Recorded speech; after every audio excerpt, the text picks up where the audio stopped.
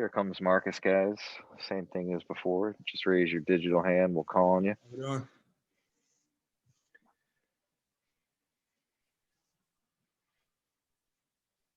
We'll start things off with Dan. Marcus, I know this isn't your first rodeo with the red bandana game and all that it's come to represent, but for you being able to play in this annually and to see how it evolves year over year, what's that meant to you to take part in it, and how have you how has it reinforced things that you may have learned about Wells Crowther and what it means to be a BC Eagle? Yeah, it's every year it really just gains more meaning for me. When I was a freshman, I didn't really know what it was at all.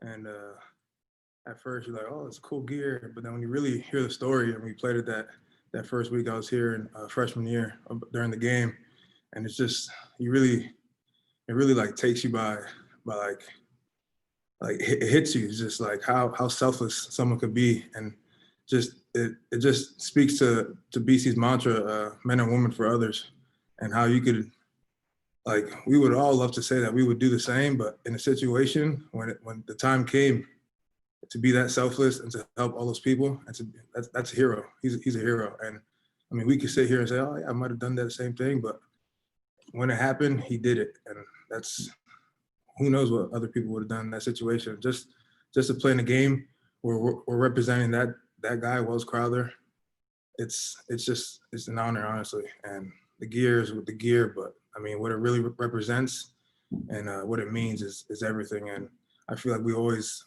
have an extra edge every red bandana week, and it's really something special.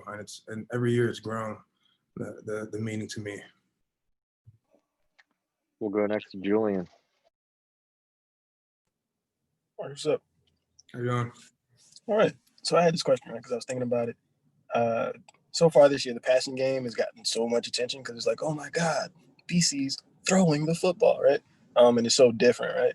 But on defense, right? Like Halfley talks about it like it's his baby. You know what I mean? Like he's like, yeah, I'll check in on the offense every now and again. I'm sure they're fine. And he's always worried about what's going on defense. And I'm curious what him and Tim have done and what their fingerprints are and what their methods are, and what you can kind of explain to us about sort of how they've gone about it and the differences you've seen with them kind of leading. Yeah, it's definitely different having a defensive head coach, a defensive-minded head coach. Had it in high school, so I was kind of used to it, but then obviously the past couple of years was different. But it's always great to have the head coach use you in your meetings.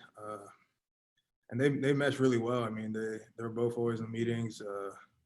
Coach Half will always, I mean, Coach Sem's leading meetings, and Coach Half will always put his 2 cents here and there whenever he sees something.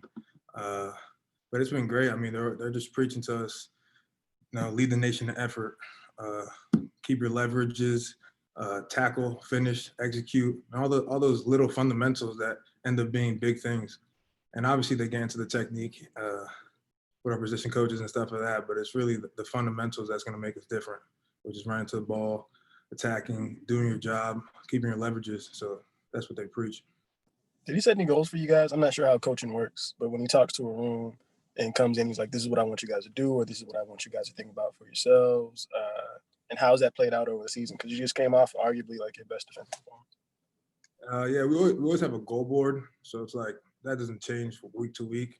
So it's going to be like how many yards we want to hold the other team to, how many points we want to hold the other team to, how many, like the number of missed tackles we want to have, like a max, and other stuff like that. That doesn't change from week to week. And we measure ourselves off that. That's base. But I mean, obviously every week we're going to have different points that we want to achieve during the game. It's not really statistical stuff. It's more just schematical stuff, and just like we want to run to the ball. They're going to do this. We want to make sure we're on point with this. So it's kind of more like that from week to week. We'll go next to Rich. Hi, actually, I guess a guy from Northern Jersey, 9/11 is probably a very significant thing, even though you're very young. I mean, probably weren't even born, but anyway, back to Notre Dame. They lead the league in converting on third down, and it's by a large margin. Is that something you've noticed on film, and is that like the key to getting them off the field, not letting them convert? Yeah, we always talk about getting off the field on third down. Because if they convert third down, you know, they're getting time of possession. They're keeping us on the field. Our offense is on the field, so we can't score. So we always want to get them off the field on third down. And we've been talking about that's been a big emphasis all year, because in the beginning of the year we weren't doing too good on getting off the field on the money down, third down, and we've been working on that. And yeah, I mean that's gonna be a key. That's a key every week, getting off the field on third down, because 3 and outs, getting off the field, getting the ball back to our offense is critical, and time possession will be critical too. We'll go next to Kevin. Pretty good expression. I'd never heard that before. Hey, Marcus. How you doing? I'm good over here. Good, thanks. So we were talking to Coach a few minutes ago, and he said the focus is always on, you know, what you guys have to do. But playing the number 1 team in the country 2 weeks ago, the number 2 team in the country this week, that doesn't happen very often. How do you balance, you know, acknowledging the big spot, but also focusing on yourself? Yeah, I mean, you can't ignore that they have a number 1 and number 2 next to their name. You're always gonna look at that, and I mean, every week's gonna be an opportunity for you, but in the back of your mind, that as a player at least, that lingers there. And you know, the opportunity to play the number 1 and number 2 team in the country is rare. You don't really get that at a lot of schools, and we're getting that. But I mean, at the end of the day, when you really look at it, it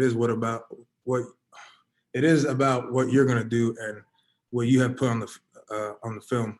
So the other team's watching what I did last week, so I got to watch what I did last week too, because then they're gonna try to attack that. So I got to make sure my blind spots are good before I'm focusing on the number 1 or number 2 team in the country.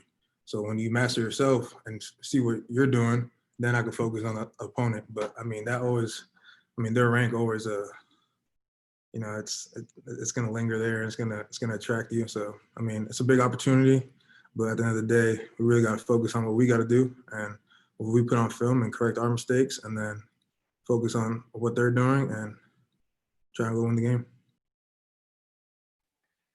Marcus, thank you very much for your time today. We Thanks, appreciate it. Have a nice one. Everyone, thank you for joining. We'll see you tomorrow with Jeff, Phil, and a player to be named. If anyone has any offensive suggestions, just reach out to me. Thanks, guys. Thanks, Jason. Thanks.